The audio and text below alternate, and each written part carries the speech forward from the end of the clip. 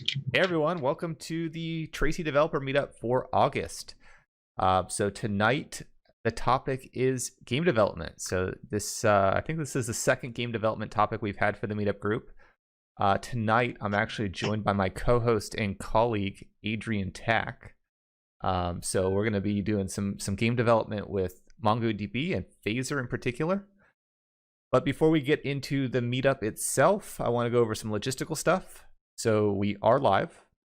So go ahead, please engage with us, ask us questions, make this a fun and interactive experience, especially since we can't meet in person as of right now. Right now we're gonna try to shoot for in-person meetings in January, but you never know, things could change. So if there is any kind of audio issues, video issues that you're witnessing on the stream, please stop us as well. So that way maybe we can try to correct them. And again, we are live. Let's interact. And I'll go over some other logistical stuff towards the end of the stream as well. But for now, maybe Adrienne, you want to give a chance to introduce yourself since this is your first time? Sure. So as Nic mentioned, I work with Nic. I'm on the same team as him at MongoDB. We're on the Atlas team for DevRel, and I'm also a developer advocate, obviously. Prior to that, I spent a couple months, I'd like to say, DevRelling for myself. That's the line I give. And before that, I was a software engineer for various companies here in Las Vegas. So I'm based in Vegas. And yeah, that's primarily my background is in .NET and C#, but obviously have learned a little bit of everything depending on what the job needed. And I'm super happy to be here, especially with this game development stuff. It's something Nic and I both found an interest in, so it just worked out that we both built this game, and we're hoping to give you more streams like this because we hope to continue making more games. So happy to be here. And you're more of an extreme gamer than I am, right? Because you stayed up till like 2 a.m. for Fall Guys recently, right? So yes, but not exactly. That was not intentional. I saw that game was coming out, and of course I impulsively got it just because it looks cute, but the premise also is interesting. It's like a battle royale, but you're not killing each other, you're just trying to win in each of those wipe out type obstacle courses. So yes, I did get it, and then I only stayed up that late because I misinterpreted the Steam store's timer. It didn't update correctly. We should probably talk to them about updating their JavaScript timers. Yeah. But it was I thought it was going to come out at 11. It did not end up coming out at 11 p.m. So I stayed up much later than I wanted to. But it's a pretty fun game. Can't wait to play more of it this weekend. Awesome. I haven't checked it out yet, but it's on my list. So what I'm going to do now is, so we're not currently looking at your screen, we're just looking at us. I'm going to switch over to your screen. Are you ready? I am ready. All right. So your screen is up. Ooh, I've got my iPad there for later, so let me minimize that. We're good. Sweet. All right, so you know who we are, and we're going to talk to you today about game development with Phaser, JavaScript, and MongoDB. So, oops, already getting ahead of myself. So how did this start out? So as Nic mentioned, I'm a pretty avid gamer. He is too. And I think this idea started as most ideas start, which is you're in passing conversation, talking with your friends and colleagues about, random stuff. And one of the topics that came up was some of the games that we were playing or some of the things we'd like to see. And one of the games that we all participated in, the whole MongoDB DevRel team, was Drawful 2. So if you were watching one of our Twitch streams on the official MongoDB channel, you'll see that our whole team played that game. And, we kept talking about this. And there's another game called Scribble.io that I really, really liked. And the premise of the game is pretty similar to what we were thinking of, which is a simple drawing game where someone is a host and you are drawing something Pictionary style while the other people playing in the game try to guess what you're drawing. So with that, we all started talking. We're like, well, what do you think it would take to actually build that? And so we started looking into it, and then Nic and I were just like, we can build that. So that's what we set out to do. So just so you have some instant gratification here, this is what we ended up coming up with pretty quickly. So obviously it's not as fancy as we wanted, but the core of the game is there, and I think that's what's most important. We can always make this pretty later on, and we probably are going to iterate on this a couple more times. But you'll see here we have the main host here, the larger browser window type mockup here. And as it's drawing, it is being propagated to what looks like a phone here, or like Nic is going to show later, his iPad, any other device that would be the client. So as a person is drawing on this left-hand side here, changes would propagate to the right-hand side to any of the clients that are part of that same game. And so we're going to talk about how we built this, all of the decisions that we made going into it, and just kind of go through the internals of how do you create this? How do you do this? So from the very start, when we started discussing how we were going to build this, we knew we wanted to set some ground rules. So that way we didn't have any kind of scope creep, or we were just all on the same page. So we knew immediately that whatever we built this with, it had to be cross-platform, because if we wanted to continue scaling this or having this shared with other teams and other people at MongoDB, we needed to be cross-platform. And also just the very nature of having more people be able to play is always nice. So the more devices we're able to be on, the better. Second, we knew we needed to use familiar tech. So as I'm sure most of you are pretty, you can relate to this. You don't want to learn another new thing. Like game development is very new for both of us. We're both have always been interested in it, but have never actually done anything with game development specifically. And that's its whole other subject, right? Just because you know some development doesn't necessarily mean you know all about game development. But we wanted to see if we could leverage any kind of tech that we already knew, so that we didn't have to learn another language or anything other too complicated that would otherwise maybe discourage us and say, oh, this is too difficult, I don't have enough time to learn this. So it needed to be familiar tech. Third, we knew we needed some kind of flexible storage. So, hey, we're working for MongoDB, what better chance than to use this?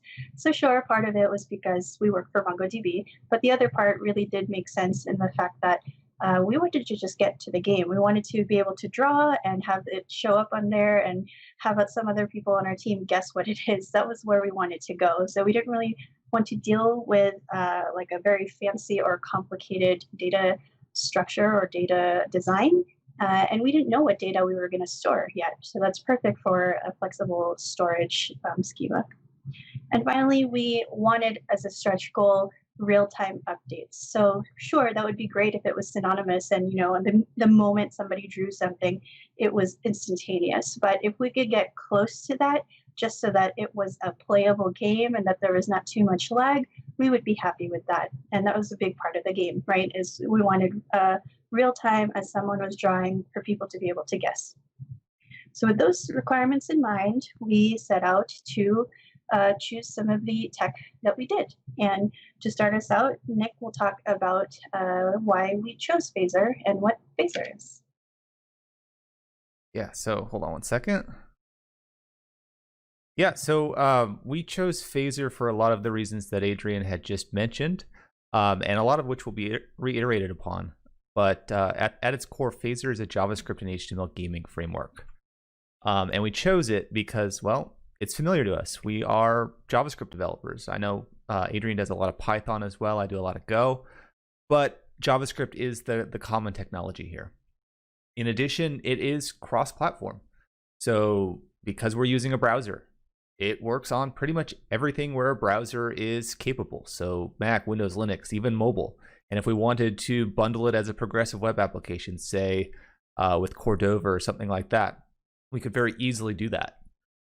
And one of the main things is, it had such a small learning curve. Even though that we were already familiar with JavaScript, this is a totally different framework, and frameworks have their own learning curves. It's actually quite easy to get started with as far as game development goes. So what does it take to get Phaser going in your project? So we're gonna walk through some code throughout this presentation, starting from the very beginning. but this is what kind of a boilerplate phaser application would look like. So you start off by including the phaser JavaScript package or driver or SDK or whatever you might want to call it. So this could be from a CDN, this could be something from that you download. However you want to get into it, you would include it in your HTML file. Next up, you need a container to host your game.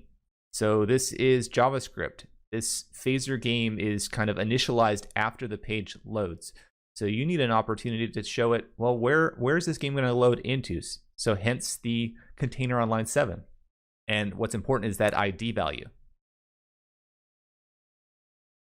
I'm just looking at the comments too. Twitch on mobile literally refuses to play. It's all good. I'll be peeking back at the comments back and forth, so I'll probably lose my train of thought a thousand times here. But after you've got that container for phaser inside of your HTML file, next up you want to configure phaser. So by saying phaser.auto, what we're saying is let phaser determine based on our browser and what we're running. Do we want to use a canvas in HTML or do we want to use WebGL? That parent on line 11, that game references the ID on line 7. So it's very important that they match. And then you can provide the dimension information. We'll get into the scene information in just a second. But after that, you can say, start a new game with the phaser config. And you'll end up with a black screen. But it's the first starting point when it comes to phaser. There's not really a whole lot of other boilerplate code that needs to be included. Let's talk about the scene lifecycle events. So this is going to be important when it comes to the actual game that we've created. So going back, if we look at the scene, you can see that we have a init, create, and update. There's actually a preload as well. And it runs in the order of first there's a init, and that's usually where you initialize your variables.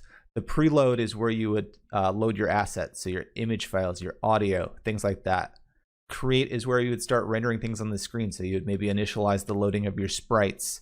And then update is called on repeat, so every time the frame renders, that update is going to be called. So this is where you would have motion and things like that inside of your game.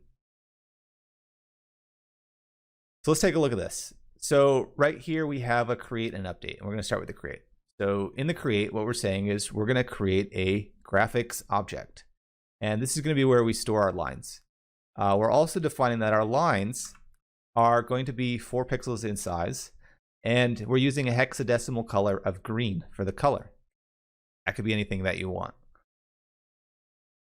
Before we get into actually talking about the code behind the update and actually drawing the lines, it's good to take a step back and figure out the theory behind the lines, because this could be a complicated subject matter if you're just getting into it. It may not seem like a complicated subject matter, but there's a little more to it.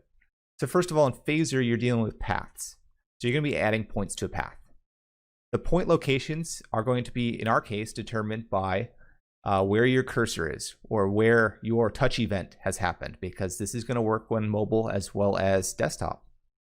The frequency, which is going to determine how smooth that line is going to be handled by your render update. So the faster frame rate that you have for updating, the smoother that line is going to be. And we're going to control that by based on, is our cursor down or is it up? So let's revisit this code. So we have update. So the first thing that we're doing is we're saying, you know what? Is our pointer up? So we have an exclamation point there saying that it's not down. We're also checking to see if we are currently drawing. So there is no click event in phaser.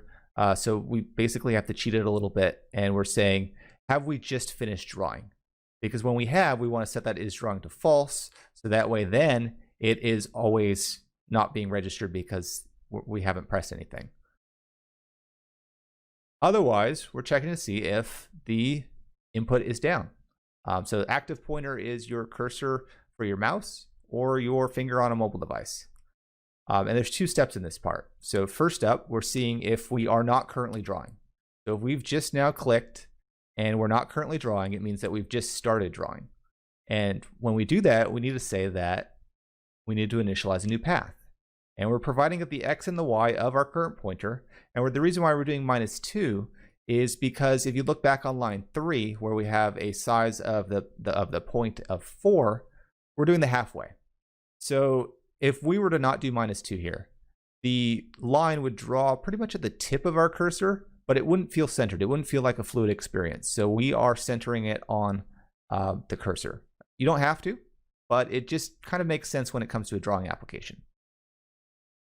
If we are currently drawing, as in we are not just starting to draw, we can push new points into that existing path. And then we can draw them on the screen. For Phaser, we have the option to export that path as JSON. So if we wanted to export that path, if we wanted to convert it to JSON, it would look something like this.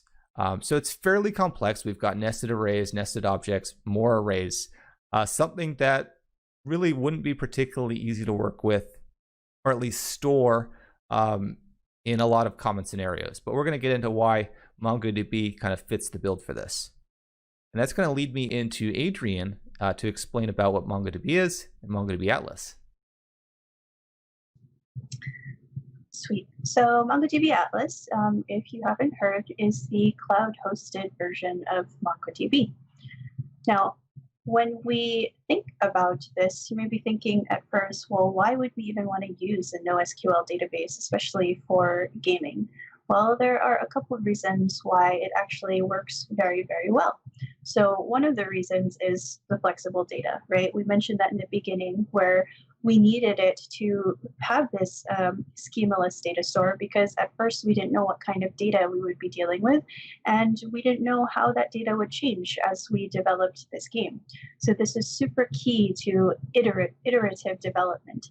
And we've talked to some other people who are more well-versed in game development, and they agree with this in the sense that, you know, if you looked at the games that are very interesting to you, they always have new updates, or they have new features, or they're able to patch fixes for their games very quickly. Well, you can only do that with a flexible data store, one that doesn't require a lot of planning and oversight for you to change the way your data is stored. In this way, and in this sense, it makes sense to have a flexible data store backing your game. Another reason is that NoSQL databases are kind of built for write-intensive workloads. And if you really think about games, there are actually a lot of really write-heavy tasks that games do. There's player movements, there's achievements that you unlock, there's player stats to update, there's items that you collect. There's actually a lot of things that are going back and saying, hey, this is changing about the player. So that is a very great example of it being a very write-intensive workload, which is something that NoSQL databases are built for. And lastly, the mass and scale. So we're obviously not at this state yet. I don't think we're even at an indie game dev state yet. We just wanted to build something really quick. But let's say this took off and we needed to scale. Well, we can do that because MongoDB, well, we'll talk about that next, but NoSQL databases in general are built using that horizontal scale, being able to have many, many nodes cover all of the possible players that would be playing your game. So all of this makes sense, even when you're just talking about NoSQL databases in general. And why MongoDB specifically? Well, it gives us all of those things, and it gives it to us in very specific themes. So those are what you see right here. It's the agility because of that flexible data schema. It's that availability because it is essentially built on top of that horizontal scale model with replica sets and clusters, and it also scales in that same manner. So I'm not going to read to you what these are, but what the main focus that we want you to know dev-wise is that, again, in terms of agility, that development speed, what's important to know here is that you're taking a lot of that planning and foresight away from your development time. You leave all of the not so fun stuff, the thinking about how your data structure needs to be, and you're offloading all of that to MongoDB, where instead you could just focus on the development. In terms of the availability, again, a lot of companies, they may have started out with their own data center previously, and then as they reached scale, they needed to enlist the help of some cloud providers. So like a hybrid model of using two cloud providers. Maybe they were on one and needed to move to the other. And all of these things are available now that we have this cloud offering with Atlas. And finally, scalability. So even after, let's say, you've already peaked at your game and there's like 5 other ones that have spawned off and ripped off of your initial idea, and it's now at the, you've already reached your peak with this game. What about all of those resources that you may have needed beforehand to actually accommodate that large scale? Well, just as you went up, you can also scale down easily and without much worry about now having to pay for all of these extra resources that you may have needed in the beginning. You can scale up or down based on your need, and that's super important when you are building games. So this brings us all to MongoDB Atlas. Naturally, this was the choice that we led to because it offers all of those things. So we've already seen a little bit of the flexibility of the BSOT model, which ticks off that check for us having a flexible data store. We know about the scalability because now instead of hosting our own maybe community server, which may have just been just fine, we actually have a very generous free tier on cloud, and it makes it much easier for us to configure and work together on this game. And finally, again, if we were, dreaming to actually continue building this out and maybe publish it, there are a couple things about cloud that I specifically really like, and those are these 2 tools called Performance Advisor and Schema Suggestions. So Performance Advisor is really awesome because what it does is as you store more data in your MongoDB Atlas cluster, it will randomly sample bits of your documents as your application is running. And once it takes those samples and analyzes it, it will see if there is any potential optimizations you can make with your data. It will bring them up in the nice little dashboard for you and tell you, hey, we see that this data is being accessed, in this particular way. Here's potentially you could be saving your data so that this is optimized and it's faster. So that's Performance Advisor, and that's really awesome. The other thing is the schema suggestions. So in the same way, if we continue to iterate on this and we continue to develop, as our data grew, we could use Performance Advisor to take care of performance optimizations and schema suggestions to help us with making sure our data is properly structured. So for example, there are a lot of anti-patterns that can come about, especially with this kind of schemaless data store. So one of those is, in our collection, if there's like a couple documents that have 10,000 or more arrays within a single document, that's something that it would alert us to and say, hey, this is possible, sure, but you probably don't want that and you shouldn't want that or need that. And when it sees these kinds of anti-patterns reflected in your data, again, it will bring it up to you and tell you, hey, these are the most pressing things that you probably want to know about. And it will also give you some links to either some documentation or even possible solutions on how you could change the problem that you're seeing with your data at that point in time. So all of these reasons are reasons why we were saying, yeah, it's a no-brainer to use MongoDB Atlas for this particular game. And so you'll see here, you saw the possible shape of data that we could get from Phaser when it came to our brushstrokes.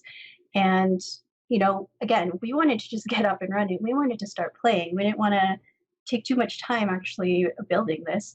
And so you'll see here that we were able to save the data as is, the way that it came out of Phaser.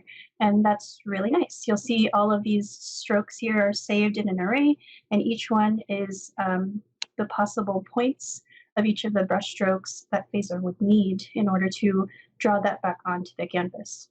So now we're in a state that we have the data that's coming out of Phaser, and we have a place to store them. And so now Nic will talk about how we can move that back now and slowly work our way towards, okay, so now we're able to save what we drew and where it belongs to. How do we now start propagating that and have more interactivity between the 2 players? Absolutely. Yeah, so up on my screen here, this is actually MQL. So this is not specific to JavaScript. This is not specific to Realm. This is strictly, if you wanted to run this from the CLI, you could. So what we're saying here is we're saying, given a collection called game, we're trying to insert one particular document, and we're gonna see how we use this code later using actual JavaScript. But in this example, we're saying create a new document, give it an ID rather than using a hash, and provide it a single stroke inside of an array of strokes. Reality says that this is not really how we're doing our game, because when we insert a document, we're going to be inserting it for the sole purpose of creating a game, not to insert a new stroke for the brush stroke. So this is a little false, but it does correctly outline how the data might look. And our data is actually going to be a little different from this as well. And we'll see how that looks like in one of the next slides. Now let's say that we've inserted that document. Let's say that we know the document ID because we're using the game name as the ID. If we wanted to get one single document and grab it exactly how we've inserted it, we can say find one and provide it that game ID, and it would find us that one document. Now, what's more accurate to what we're going to be doing inside of our code is we're going to be using the update one. So the assumption is that we've inserted a document for our game because we've just created it or joined it. And now we've done some kind of brushstroke and we want to update that document to include that brushstroke. So it comes in two parts. So the first part is the match. So we're saying we want to update one document that matches the ID equal Adrienne Tacke game. If more than one comes back, it should never, because we're using update one. But if we did like an update, numerous documents could come back. But we're only doing update one, and it should always be unique because it's an ID. Now let's say that we found a match because a game exists. What we can do is we can push a new item into our strokes array. So strokes being the array field, and then the actual brushstroke that we get from Phaser, so that JSON data, we're just pushing it into the array. And this is what we're going to see inside of the actual Phaser code for our project. So what we're going to do next is we're going to take a look at Realm, and I'm going to let Adrienne talk us through that one. All right, so what is Realm? You may have heard of it by a different name, but we don't talk about that anymore. But essentially, Realm is a lot of things. But the best way to describe it is that it's our client-facing SDK that does a lot of things, and it integrates very well with MongoDB. So in particular, what did we use Realm for our game? Well, to start, we used the authentication piece of Realm. And for our game in particular, we only needed some anonymous credentials there. But you'll see in the little GIF here that there are multiple providers that you can use if you did want to store some kind of user credentials as part of your game. So if you did want people to log in and join your game that way, you can do so with Google provider, Facebook provider, JWT. All of those other providers are at your disposal.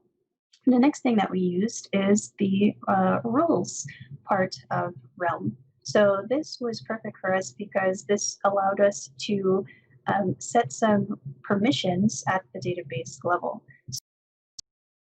And kind of alluded to earlier, we had a notion of a host, and we had the notion of just a spectator, so someone who's watching and trying to guess what is happening and what's being drawn.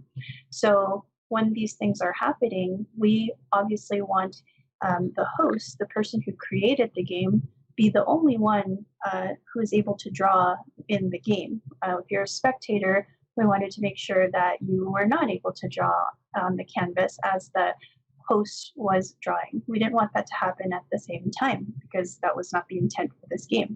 So using these rules in Realm made that super simple because we were able to set a particular role and check by the ID, and I'll show you in a little bit how we also did that on the client side. But that basically just allowed us to distinguish who is able to draw and who is not. And finally, again, another stretch goal is the sync. Sync is actually a really big part of Realm. What they're best known for and used for is that you could actually build something with an offline first model. So let's say you have some actions and functionality. Maybe we're able to extend our game and say, oh yeah, you could draw something on your phone if you had no Wi-Fi or no data or something. But once you're back, could sync back with a Realm server, and then those changes could propagate. You could do something like that with Realm. Obviously, this game may not be the best example, but there are certainly many other scenarios where this could be a great one. I don't know if you saw the recent fish app where they were trying to log people who were fishing in restricted areas, but that's exactly what they used Realm for. They had a lot of these ships who would be out at sea, who didn't have any connectivity, and they needed to keep track of all of these boardings, these violations, all of these different things that they needed to keep track of. And obviously out at sea, they didn't have any internet. So they logged all of this as they were en route. And once they got back to some ports or docks where there was an internet connection, then all of that data could be synced back up. And that is using Realm, and that's a pretty awesome use case. And there was actually a story about that on NBC recently, right? Yes, there's a couple news articles that were published, but yeah, obviously we knew about it because we were part of built part of it for the MongoDB Live conference. So how do we actually add Realm to our game? All of these goodies that we want to make use of.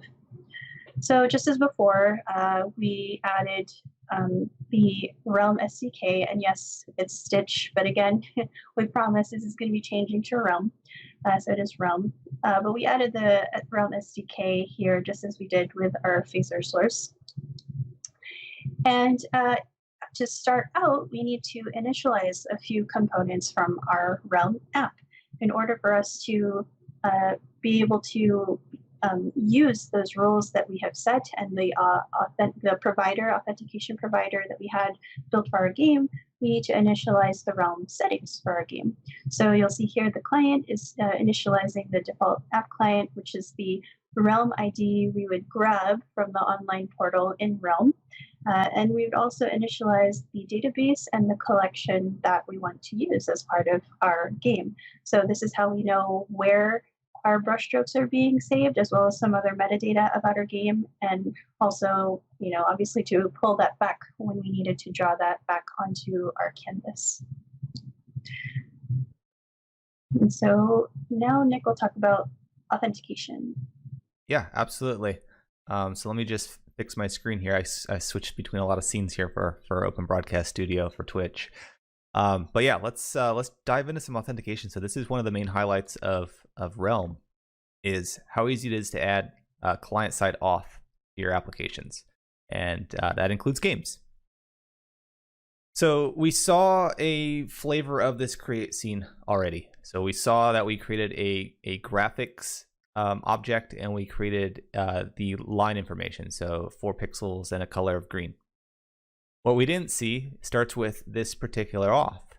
So Realm, it offers different kinds of authentication that you can do. So you could do anonymous authentication, where it creates a unique session, but you don't have to do any kind of username, password kind of sign in. You could do username and password auth. You could do OAuth. You can roll your own auth. It's totally up to you. But for the simplicity of this game, we chose just to use anonymous because we don't need to have like super secure rooms or anything. We just need to know who's the owner of a particular game and who's not. So after we authenticate with Realm, what we can do is we can try to find any games that exist, because this is the create scene. Our purpose here is to see if a game already exists, and if it does, we can get that information so we can join it, or we can create one. So what we're saying is collection.find1, which, if you recall on the previous slides when I talked about MQL, uses the same API. So if you wanted to use the CLI or Node.js or Realm, doesn't matter. It's going to be all the same. So we're doing a lookup based on the ID. And if no results come back, the result is going to be null. So if the result is null, that means that a game doesn't exist yet. So we should create one. So we're creating one with that hard-coded value. And we're also setting the owner ID as auth.id because even though we didn't show it in this particular presentation so far, there is there are some Realm rules set up. So we're basically saying that the owner ID, whoever matches the owner ID, is able to write documents. Otherwise, you can just read. And then strokes, because this is a new game, we're just setting it to an empty array. Now, if we were to have inserted everything and done our updates for our brush strokes, we'd end up with a document that looks something like this in MongoDB. So this is pretty similar to what we've demonstrated so far in this presentation.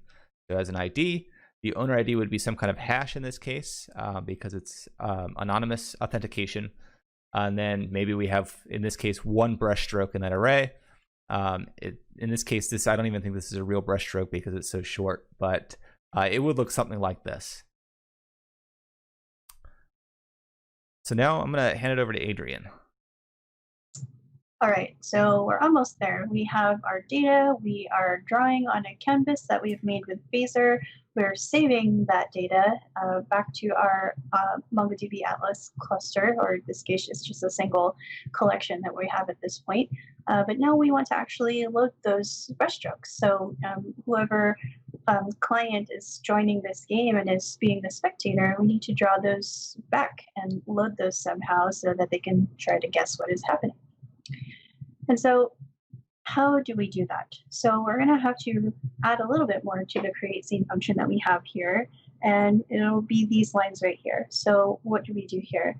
First, for our strokes variable, we'll have to check if we actually came back with a result, meaning we did find an existing game with the ID that we passed. Obviously here it's hard-coded, but in our actual game, this would take the actual input that the user gave in. But if we found a game with that particular ID, then we are saying that it has already existed. So instead of creating that whole new game, we're going to take the strokes that were part of that game and store it to the strokes variable. Otherwise, we'll still leave it empty. It's the same thing with the owner ID. If we did find a game, we will take the owner ID from the existing game's data and store it there. Else we'll have the authenticated ID for the person creating the game. And now, after we have stored those particular variables, depending on whether it's a new game or an existing game, we actually draw out the strokes if there are any. So we just iterate through these strokes and give the points that have been stored in our nested arrays. You'll see the curves which act as our brush strokes. We pass that in and give it to Phaser to basically draw and redraw everything that was drawn by the owner of the game. So it goes through the strokes array, it creates a new path, Phaser path, and then draws it back onto the canvas. And so with that now, we have to, we've now created the game. Let's say this person joined the game, right? And that works when they first join the game. Everything on their screen should be propagated to have whatever was stored initially from this existing game. Now, if the person that is the owner of the game, the host, if they continue drawing, we need to refactor now the update scene function to be able to continue saving all of those new brushstrokes. So how do we do that? Well, it really comes down to these lines here. So you'll notice that it looks kind of similar to the MQL that we were using previously to find the game or either insert a new game, which is the insert one, the find one. So in the same fashion, here we want to use the update one operator if we have any new brushstrokes. And you'll see that this is in our update scene, which is the function that is called several times over and over again. And this makes sense because as the person is drawing, we want to continuously run this and check to see maybe there's some new lines or brushstrokes that have been drawn on the canvas, and we likewise need to update data that we have to reflect those new brushstrokes. So we do that by using our update one operator, and within that we have to pass two things. So the first object between lines 5 and 8 here is our match criteria that basically says for the game that has this particular authentication ID and this game ID, so basically find the game that matches these IDs, then the second object is what data we're actually sending back, what we're updating with. And you'll see here we're using something called a push operator, which makes it super easy to have us store or basically append the extra brushstrokes that are being drawn as part of this update function. So we use the push operator to basically add all those additional new points to our strokes array. And we do that only when we are sure that the person is done drawing. So that's why you see this check up here. We don't want to do this continuously because maybe it'll be a little bit erratic and it may not store everything that they were drawing. We want to kind of give them the time, let them draw a little bit, and only when they take their hand off or cursor off or whatever the touch event is, if it's off for a little bit, then only then do we want to save the new brush strokes. Awesome. So in addition to the push operator, there's actually I think the operator is add to set, which actually it will only add it if it's unique. Do you know if that's the right operator, Adrienne? I think it's something like that. That sounds correct. Based on the set naming, if it's similar to JavaScript set, then that makes sense that it would only add it if it's unique. Yeah. What about undo? Can you explain a little bit more polymorphic on what you're trying to undo, and then maybe we'll circle back and answer that one for you. But good question. I assume this is going to be a good question. Good evening from Orlando. Good to have you, Taylor May. All right. So let's wrap it up. So we saw how to add new brushstrokes to our document. We saw how to create those documents. We even saw how to preload our canvas with whatever brushstrokes were added if we're joining a game. But now what we want to do is we want to kind of watch for changes as they happen, so that way they're displayed on the screen in near real time. All right, so I'm looking at a question here. You did a stroke, but now you changed your mind. How do you undo the update to Realm? That's a great question. So part of our game was we didn't have an undo button, so we didn't add that functionality. So we kind of borrowed that from Drawful, where it was part of the fun is if you're terrible at drawing, which I'm terrible at drawing, you don't have an eraser functionality, you don't have an undo functionality. You just, whatever you draw, whatever has been drawn on the canvas, that's what you have to work with. But yeah, is it a feature? Yes, it's a feature. Yes. I think in theory, since we're doing the push operation, I think it just gets appended to the end of the array. So if we truly wanted to undo, we could just use a different operator within MongoDB's update and delete it from the array. But off the top of my head, I don't know what that operator is. There's so many operators to choose from. You get lost sometimes. But yeah, let's just call it a feature for now. All right, so change streams. So the final subject. All right. So let's revisit the create scene. A lot of our stuff is happening in this create scene because we only need to do it once. We don't need to do it repetitively inside of the update. So on line 3, let's go ahead and assume that we've already created our graphics object. We've already done our find operation to see if we should be joining or creating a game.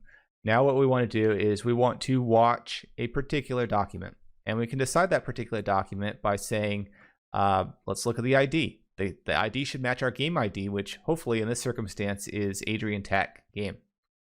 So we're watching that document for any and all changes. It could be deletes, it could be changes to fields, it could be additions, whatever it may be. So we're watching that document. Next up, we are handling any kind of change events that come in for that particular document. So what we're getting is we're getting the updates. So in our circumstance, the way that we've designed our game is those updates are only ever going to be new strokes. So what we're doing is we're going to loop through however many strokes come in, because even though in our game we only have one artist, maybe we've changed our realm rules a bit, maybe we've made some changes and we can have 100 different artists drawing at the same time. We may get multiple items in our on next event, so we need to be able to accommodate that. Now we created a new variable here because In this particular code, we've made it very simple. So even though if we're the owner, we are still subscribed to our own change events. So we're getting them as well. And if we're using the same variable called path, there could be conflicts and we could end up with some really crazy looking lines. So just for simplicity's sake, if we chose not to ignore our own changes, we could just create a new variable. And that's pretty much the same logic as what we saw when we loaded the brushstrokes to begin with. So we're just creating a new path. We're getting the JSON for that path, whatever phaser provides, and we're drawing it on the screen. So that way we can get them in pretty much near real time. So we do have a demo. So actually, let me, what I'm going to do, I think, is I'm going to switch over to Adrienne's screen. And I am going to open up my tablet. And we're going to test it out. And Adrienne, do you have the link or should I send it to you? I don't hear you. You lose sound? You should send it to me. I should send it to you. Why don't I send it to everyone real quick? Actually, yeah, that'd be hilarious because then you can join as well and try to see what we're drawing, whoever's going to draw. So I'm going to paste this in the chat. Are you watching the Twitch chat, Adrienne? I am. All right. So I'm going to see, I already have a, so let's go ahead and oh, I'm supposed to do tablet. My bad. Yes. Let me load Screen. it up real quick. Let me create a game. I will draw this time. Let me clear my tablet browser. I've got 100 different tabs open. I spent a lot of time yesterday and this morning trying to get a multi-mount from Elgato, and it was a process. I bet. I'm surprised that they had some back in stock. Yep. Well, we'll see if it gets canceled, right? Yeah. Sweet. So I already created one. If you want to join. I'm not there yet. I know. If anyone else wants to join, click the link in the chat and then enter this game ID, Tracy Dev. So you'll see I right now am the host. Well, it's covered by our video right now, but if you add this ID, you will join Tracy our game. Yep, one word, all lowercase. So you should see just a black screen right now. All right, and then let me boot up my tablet on the stream. So 1 second. Okay. All right, my tablet. Well, I'm the host, so I'll be the one. All right, so yeah, so everyone can see now. I'll hide some things. Okay, so I'm gonna try to draw something and see if you can guess what it is. I apologize in advance if it's not what I intended it to be, but we'll try. What do I want to draw? Oh, I know what I want to draw. I'm going to try to draw it at least.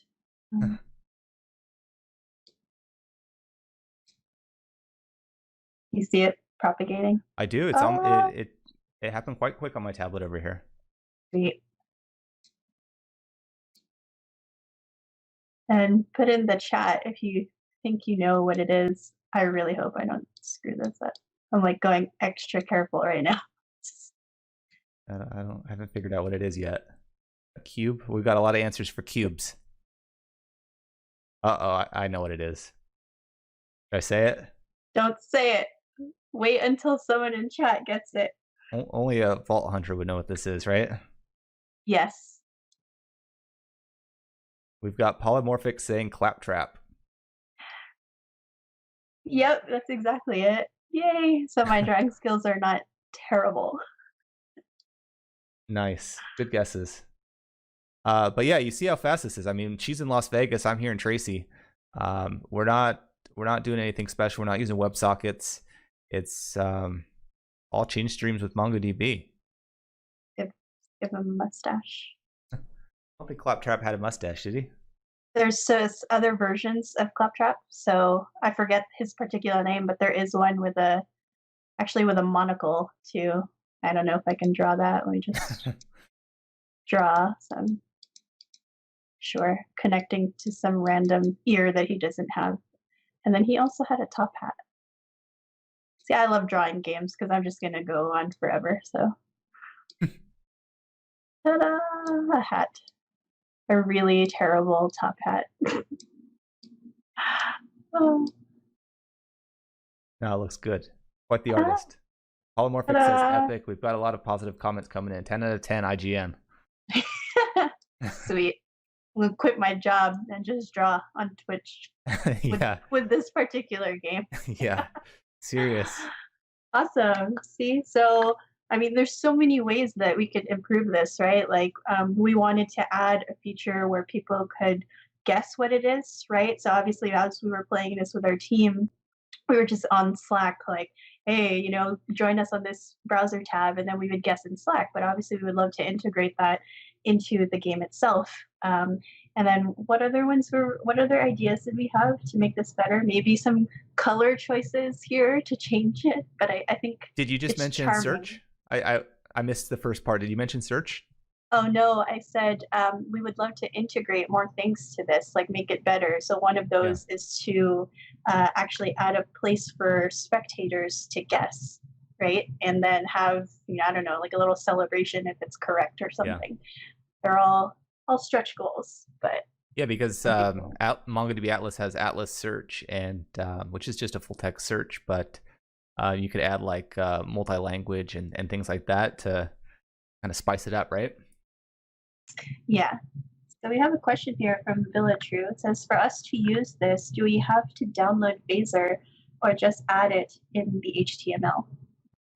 So we don't have to download it. You can just add it as a source in your HTML. Yeah, you don't have to download it locally to your computer. You would just get it from the CDN that it is serving from. Actually, Adrienne, can you right-click the source to your web browser? All of the code is right there, right? Yep.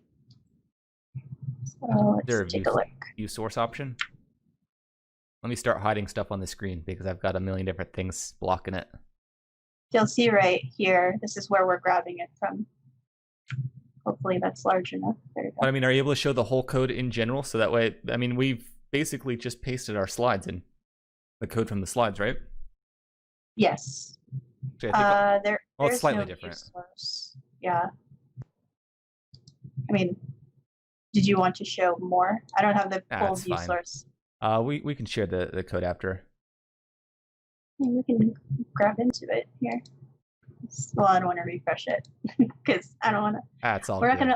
not gonna lose the Actually, claptrap. Refresh it, show it. I mean, you could type in your game ID again; it'll still be there. It's not. Yeah, that's true.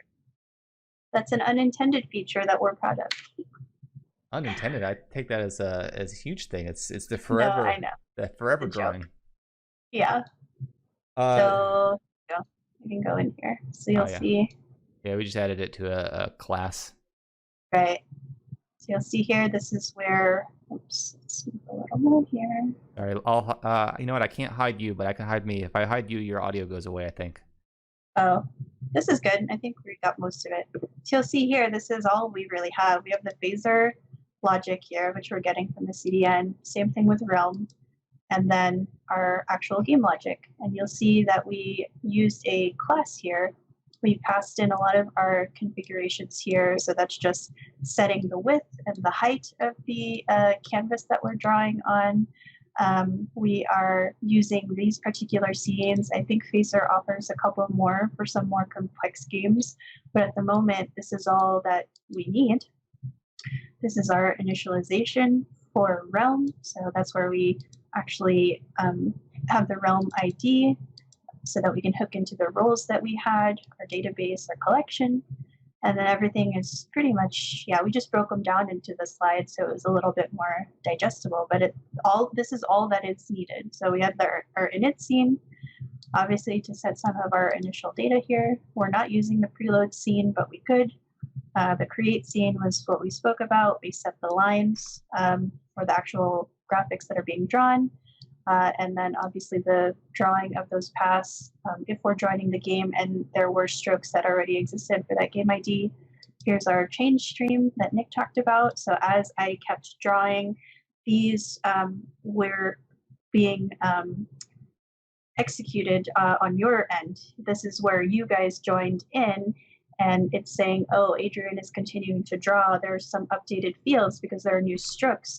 So I need to update your particular screens, the spectator screens, to add all of those strokes onto your canvas. So that's what the change stream is doing.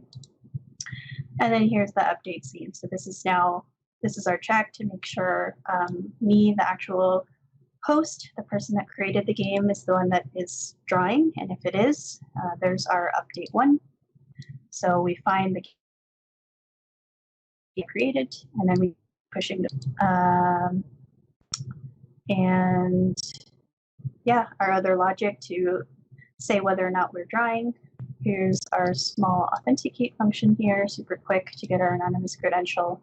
And then just some additional logic that says, are we joining a game because the game already exists, or are we creating it? And some other logic here. But that's about it. That's all the code that we need to create something like what you just saw. And so if we go back now, and I go back to Tracy Dev. No, don't go back. No? No, the chat's going wild. We're saying that you made the Mona Lisa over here for while Crutchcorn just arrived. Oh, I was going back to the actual Tracy Dev. Yeah, you can go ahead. So it should still have. I'm just messing with you. Go ahead. Oh, it's like, am I gonna ruin something? No. So if I go back in here, there it is. It's beautiful. Let me sign it. It'll exist until I purge the database, right? Don't purge it, Nick. Dang it. Yeah, signature is gonna look like a real signature. There you go. Established 2020. Awesome. Oh man, writing is terrible here. Ta-da! An original piece by me, by Adrienne Tacke. Yeah, we're getting a question. If somebody drew a really detailed stuff and you fill up the screen with the drawing, will the browser lag? I don't think so. I mean, this would be more on Phaser. That's true. Yeah, it wouldn't. You want to do a different one? Yeah, if you don't want to wreck that one. You want to test that out now? I don't want to wreck that one. Yeah, go ahead and type something in. Just do like as many brush strokes and clicks as you can, and see. But I mean, I don't think it's gonna have any effect. Oh, the brush. I mean, I'll show you an example of another project that I was working on, and it seemed to be able to handle it. Oh. What is it? So if I do really detailed, well, I cannot draw detailed stuff. But if without lifting the cursor. Fill up the screen, will the browser? Oh, okay. Oh gosh, like a single line drawing. What am I going to draw? I'm going to draw like. I mean, it's just going to be a very large payload, so it's however long. Look, it's just like naming things in programming, Nick. Okay, this is very important. I need to decide what to draw. Yeah. Okay, let's do. I don't know. We're just gonna go with it. A slice of bread? No. Well, I was trying to do the no lifting it off the cursor. It's gonna look terrible. Well, okay, I'm gonna try to not lift the cursor from now on. At a mouse door, a mountain.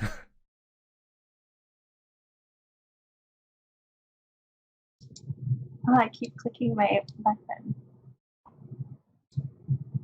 So to go from my Mona Lisa clock trap to this. Is this your island on Animal Crossing? Oh no, this looks better than my island on Animal Crossing. I've neglected it for so long. I'm afraid to go back into my island. Well, that island would be inaccurate right there in that picture because I've already looted all the fruit off of your trees. Oh right? Man. You should do a stream to just go back and do that so people can see how terrible you are on other islands. This person took all of your meetup group leader took all of my fruit.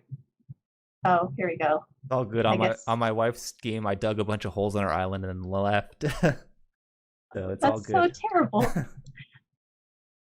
Sure. This is where the truth comes out. I'm actually not an artist. I try. I should stick to drawing claptraps. That's why I didn't have my switch code. I know I've been trying to get Crutchcorn's switch code. I might have it. I don't know. Whoever lets me in, it's going to be a mistake.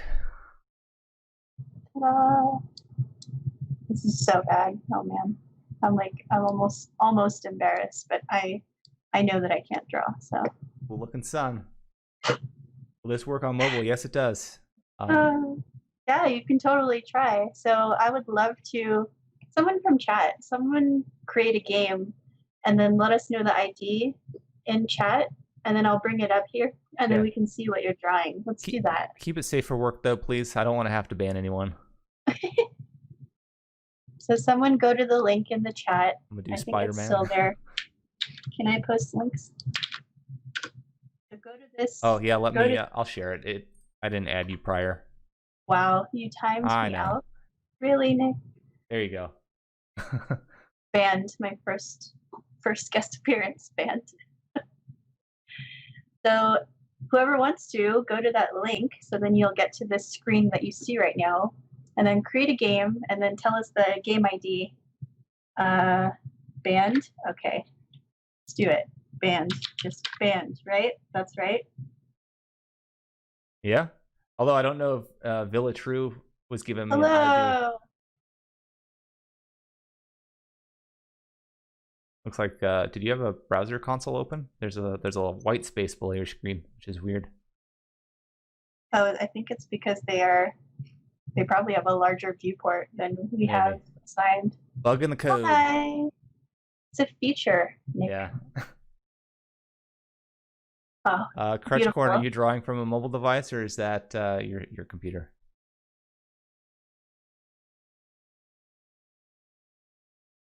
So lifelike. Much greatness. Computer. Yeah, it works though. It's interesting for the amount of lines of code that we had to do. Actually, I'm gonna switch over to my screen, Adrienne. I'm gonna hijack it real quick. All right. So we're gonna lose Thank Crutch Corn's drawing. Crutch Corn, your drawing is beautiful. So I've just switched over to my screen. So there's actually a write-up too that was done. So if you go to the MongoDB blog, you can see this particular write-up if you want to get like a in-depth walkthrough on everything that went into our process. So this is an option. Let me close this. I'm a new Edge user, so I've got a lot of weird Microsoft stuff happening. If your newbie says it doesn't work with a graphics tablet, sad face. It doesn't work with a graphics tablet. What is a graphics tablet? Oh, is this like a Wacom kind of thing? Like a not like an actual tablet, but like a drawing thing? Sounds like it. All right. Interesting. Oh, Polymorphic has a game ID. You should totally show that right now. All right, Polymorphic is... I'm going to copy that from the chat. I'm going to have a typo for sure if I type that in.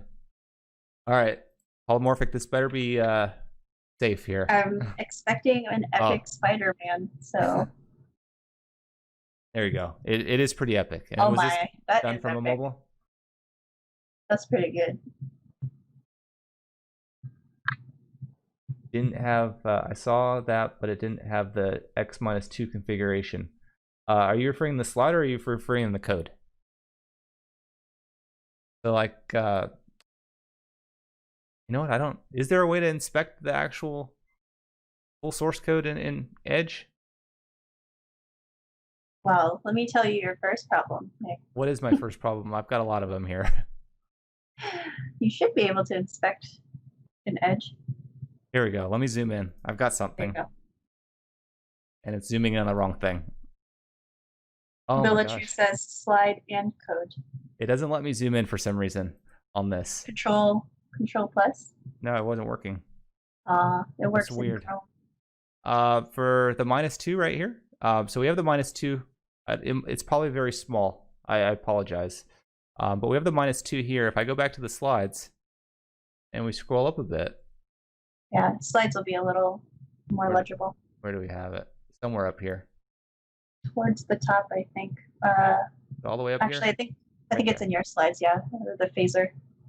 Yeah. Because that's where we talk about building the yeah. And again, we did that because we wanted it to be centered. If you don't want to center it, you don't have to do that. Yeah, we did that because if you see on line 3, we set the line style to be 4 pixels wide. And because we're on a computer, our drawing mechanism is our cursor, right? So we wanted it to be at the center of wherever it was drawing. But if we like fully fleshed out this game and maybe we use like a little pencil graphic as what you're drawing with instead of the cursor, then maybe we wouldn't need to do the -2, because then it would look like it's coming from the tip of the pencil on the image. But because we weren't that fancy and we just used the cursor, And because we made our line style 4 pixels wide, that's why we did the -2, so that it would be in the center. This was just a proof of concept to make sure it was actually possible, right? Yes.